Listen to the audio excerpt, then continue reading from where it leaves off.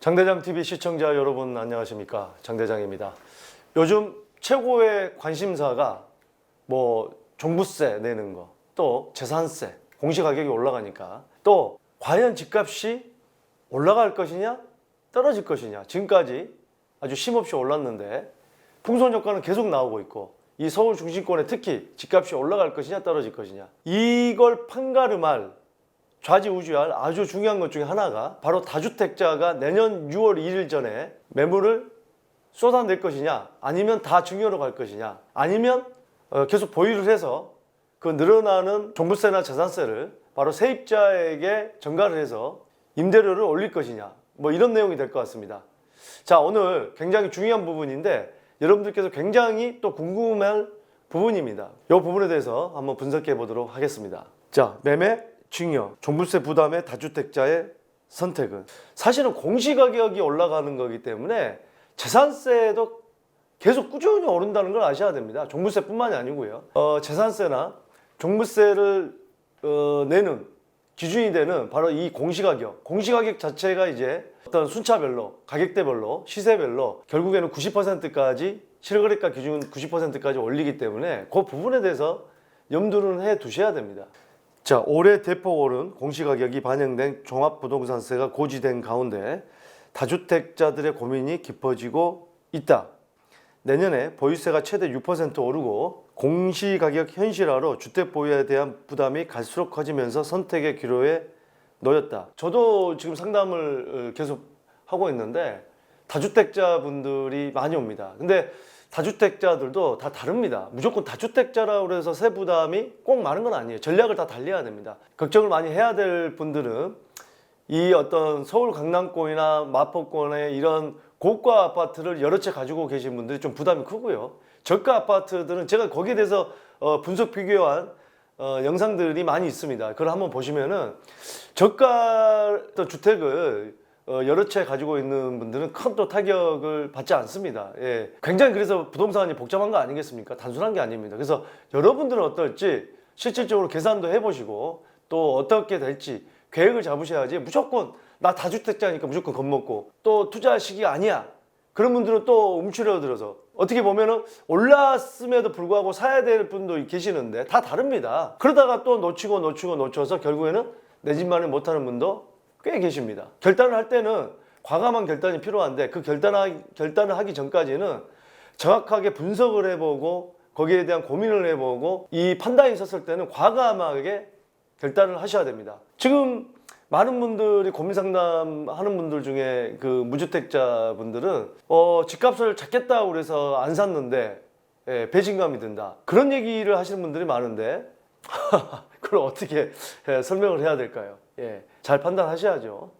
주택시장에서는 정부의 세금 부담 강화에도 일부 다주택자들은 버티기에 나설 가능성이 있다는 전망과 보유세 인상 부담을 느낀 다주택자들이 집 처분이 본격화할 것이라는 예상이 엇갈리고 있다.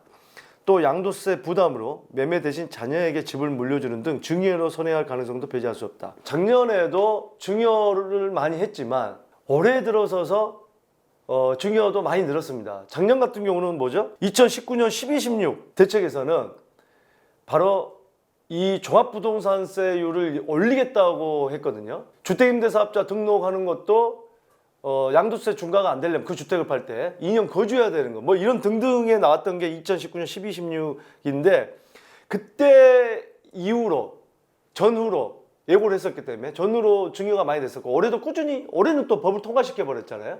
그래서 내년부터 종부세 부담이 늘어나는데 그래서 증여가 많이 됐습니다.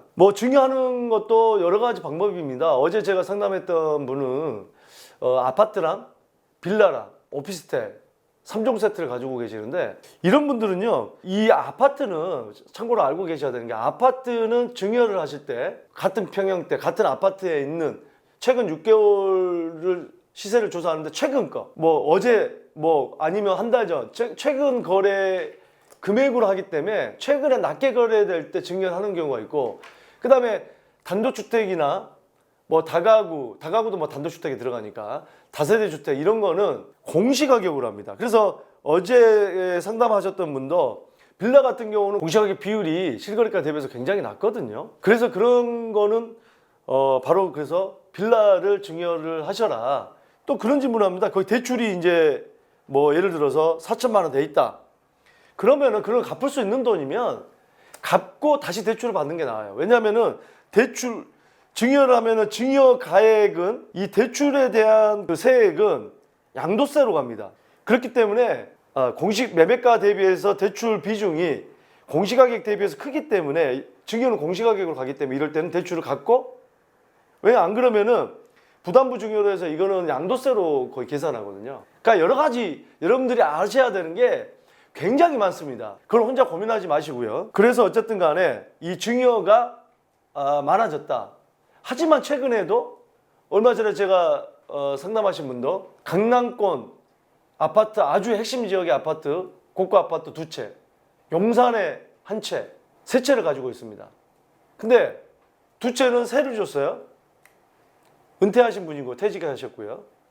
수입이 있으셔야 되는데 이게 이제 세금 부담이 엄청 늘어나는 거죠. 그나마 부부 공동 명의여서 뭐 적게 나오는 편인데, 그래서 이거는 처분으로 가닥을 잡으셨대. 자, 그 컨설팅 해드렸죠. 내년 6월 1일 전에 만약에 다 팔겠다고 하면은 올해 빨리 한 채를 파셔야 되고 내년에 한 채를 파셔야 됩니다. 그 이유가 뭡니까?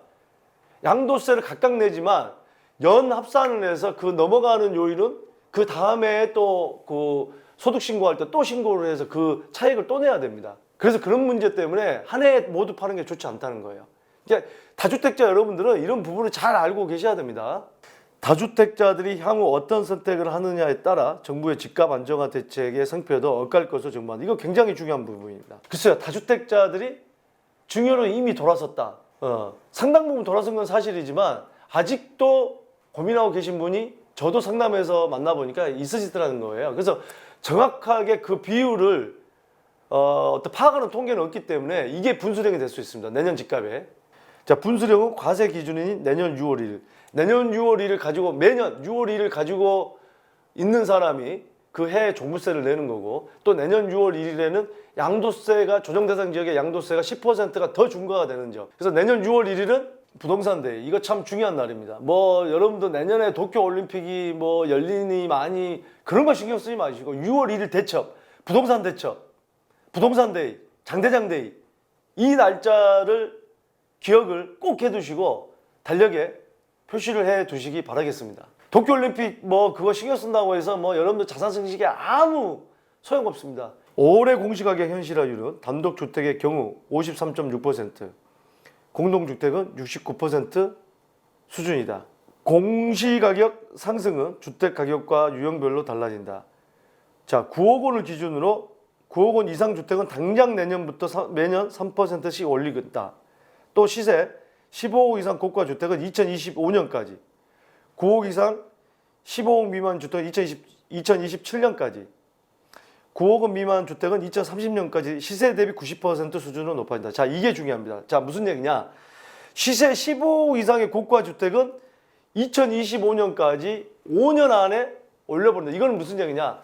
고가 주택을 가진 사람들에 대해서 세액 부담을 아주 충격적으로 주겠다는 겁니다. 지금 1주택자들의 종부세 부담이 크다, 크지 않다 계속 뉴스에서 이렇게 나오는데, 물론 이 종부세가 뭐 60세 이상에 대한 할인, 또 5년 보유 이상의 할인, 그 부분은 있지만 젊은 사람들도 그 집에 오래 사셨다고 하면 1주택자들도 그거는 할인율을 좀 높일 필요는 저는 있다고 생각합니다. 그리고 결국에는 종부세 가지고 지금 싸우고 있는데 결국에는 뭡니까? 공시가격이 이렇게 빨리 올라가는 거는 재산세가 굉장히 많이 올라갑니다. 이걸 관가해서는 안 되는 거예요. 지금 어떤 뉴스에서도 그런 걸 다루지는 않고 있는데 종부세만 가지고 싸우고 있는데 1세대 1주택자들도 공시가격이 이렇게 빨리 올라가면 또 이렇게 결국에는 올라가다 보면 재산세를 많이 내게 됩니다. 저가주택도 마찬가지예요.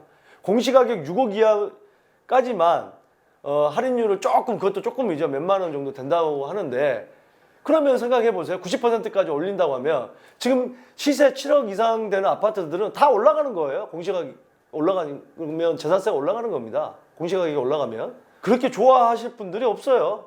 남들 많이 내게 해서 뭐 그거 뭐 배 아파하는 사람도 있는데 그런 사람들 치고 저는 글쎄요 그렇게 잘 되신 분은 못 봤습니다. 안 되는 거 같이 슬퍼해 줄 줄 알고 남 잘 되는 거 박수 쳐줄 줄 아는 분이 자기도 잘 되는 거지 자꾸 배 아파하고. 무주택자 분들은 평생 무주택자로 살 겁니까? 내 집 마련해야죠. 내 집 마련해서 내가 또 세금 많이 내면 또 어떻습니까? 지금 우리 사회가 자꾸 편가르기 나누기 저는 그게 문제라고 생각하는데 그건 결국에는요 자기가 살아가는데 너무 힘들어요. 그런 사람들은 혈압으로 쓰러집니다. 남 잘 되면은 머리 아프니까. 마음을 비우는 그런 자세도 필요하다. 특히 제가 이 부동산 상담을 하다 보면 너무 이 화병 걸린 분들이 많아요. 내가 왜 서울에 있는 그때 그 아파트를 팔고 경기도로 이사 갔을까? 뭐 그런 분들. 그때 왜 안 샀을까? 살려고 했었는데 남편이 사지 말라고 했다. 와이프가 사지 말라고 했다. 그 이후로 어땠습니까? 갑방을 쓰기 시작합니다. 갑방. 저는 그래서 적어도 갑방을 쓰려면 투룸 이상은 살아야 된다고 봐요. 그 신혼부부인데 원룸에 살고 있는데요. 이게 싸우면 미치겠다고 그러더만요. 싸우면은 원룸에 사니까 어디 피할 데가 없어. 뻘쭘하게 방 안에서 서로 이렇게 얼굴 쳐다보는 거예요. 뻘쭘하게. 미치는 겁니다, 이거. 예. 아니면은 1.5룸을 구해서 약간 거실과 방이 분류됐는데 그런 쪽은 적어도 살아야 되지 않나. 신혼부부들 이상은. 부부싸움 했을 때 그런 대책 마련을 해야 됩니다. 아니면은 원룸이어도 파티션을 준비해 놓고 싸우면 딱 쳐버려요. 그냥 38선 경계 치듯이. 제가 별걸 다 걱정합니다. 많은 분들을 상담하다 보니까 이 경우의 수도 많고요. 이런 어떤 얼마나 다양한 분들이 오십니까? 별 걱정 다 합니다. 여러분들 걱정하느라 제가 잠을 못 잡니다. 정부가 공시가격 현실화율을 90%까지 올리면 서울, 강남 등 고가 다주택자들의 보유세가 크게 오를 것으로 예상된다. 자, 신한은행 부동산투자자문센터에서 시가 30억 원 상당의 서초구 아크로 리버파크 전용 면적 84제곱미터 이게 지금 현재 36억까지도 찍었었죠. 소유자의 보유세는 올해 1,326만 원 한 채인데 1,326만 원보다 1,317만 원 오른 2,643만 원으로 추정된다. 많이 올라가는 거죠. 한 연봉을 내고서 사는 겁니다. 또 강남구 음마아파트는 마포 레미안 푸르지오 마레프 84제곱미터 등 두 채를 가지고 있을 경우는 보유세는 올해 3천만 원 보다 5,600만 원 오른 내년에는 9천만 원 가까운 돈을 낸다. 그 제가 그 영상에서도 고가 아파트들 몇 채, 중저가 아파트 두 채, 또 낮은 거 몇 채 이게 다 그 제가 계산해서 올려놓은 영상이 있습니다. 그래서 여러분들이 어떤 상황인지 계산해 보시고 보유를 할 것인지 아니면 더 살 것인지 아니면 매도를 할 것인지 이런 판단을 하셔야 됩니다. 올해 종부세 대상자는 지난해보다 30% 가까이 증가했고 전체 세액은 40% 넘게 늘어난 것으로 나타났다. 올해 종부세 고지 대상자는 74만 4천 명으로 고지세액은 4조 3천억 원이다. 종부세 고지세액은 지난 대상자는 지난해보다 25% 늘었다.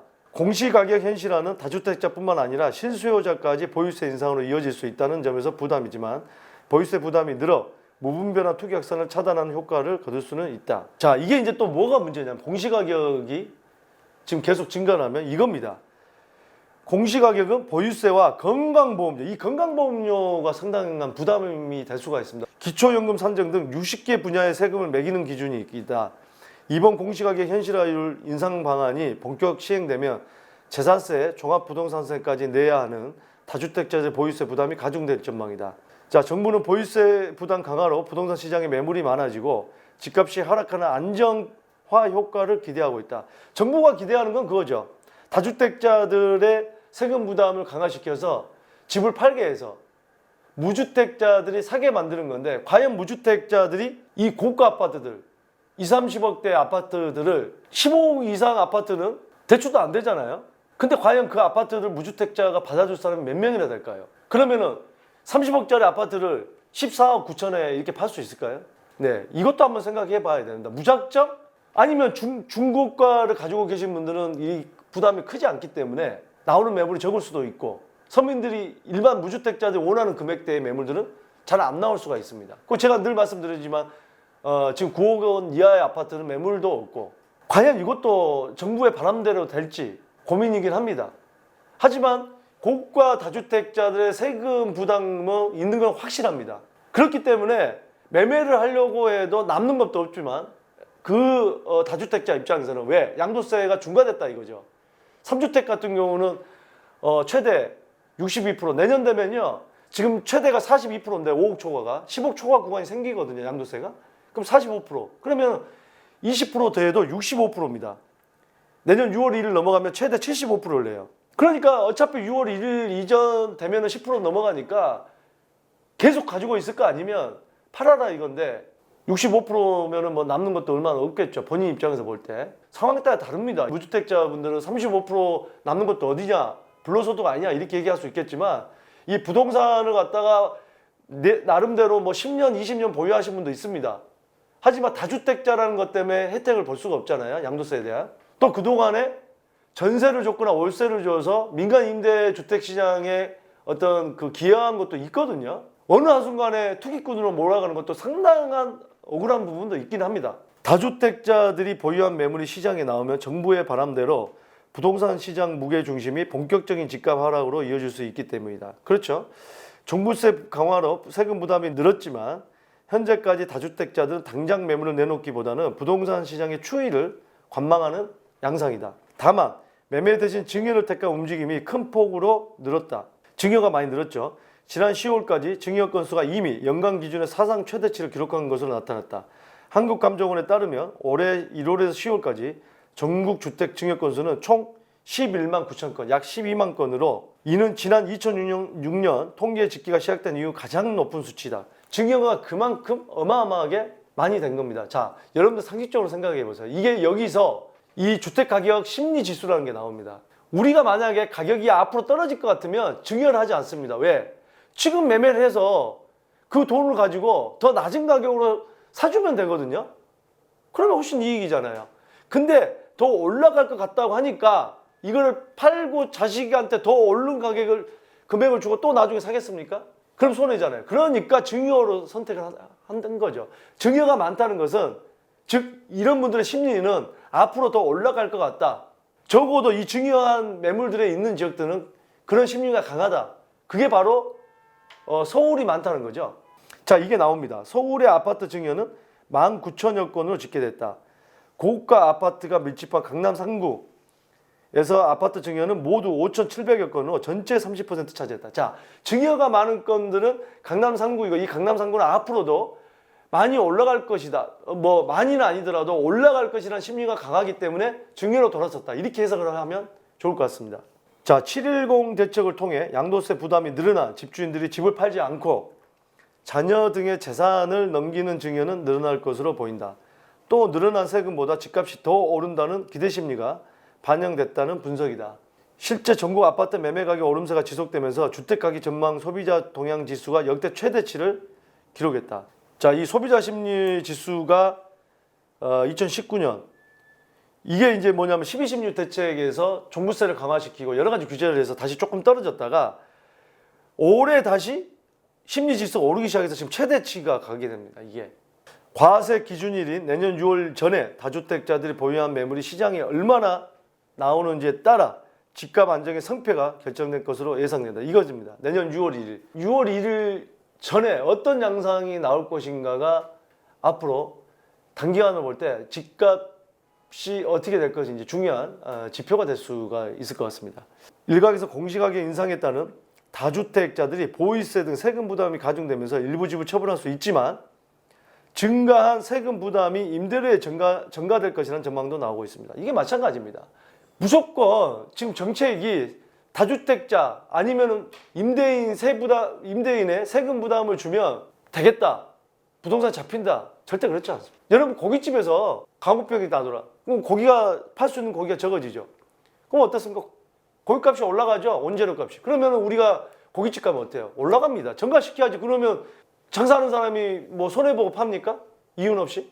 모든 게 마찬가지입니다. 임대료가 올라가면 그 가게에 밥값이라든지 음식값이 올라가는 거고요. 임대인에게 세 부담을 많이 주면 임차인에게 전가시키거나 그걸 팔던가 해야 되는 거죠. 팔지 않았다는 것은 임차인한테 전가시킬 수 있습니다. 법으로서 모든 걸 잡을 수는 없어요. 이 자본주의 사회의 이 경제 원리에서는요. 그럼 어떻게 합니까? 현금을 주고받을 수가 있습니다. 이 서명 계약이 아니에요. 이게 자본주의 사회 아닙니까? 전문가들은 보유세 부담 강화로 다주택자들이 매물을 시장에 내놓을 가능성이 제한적이라고 진단한다. 보유세 부담으로 과세 기준일인 내년 6월 이전에 일부 다주택자들이 보유한 매물이 나올 가능성이 있으나 양도세 중과까지 시행되면서 사실상 퇴로가 차단됐다며 양도세 부담을 늘어난 다주택자들이 보유한 매물이 시장에 나오는 건 한계가 있다고 설명했다.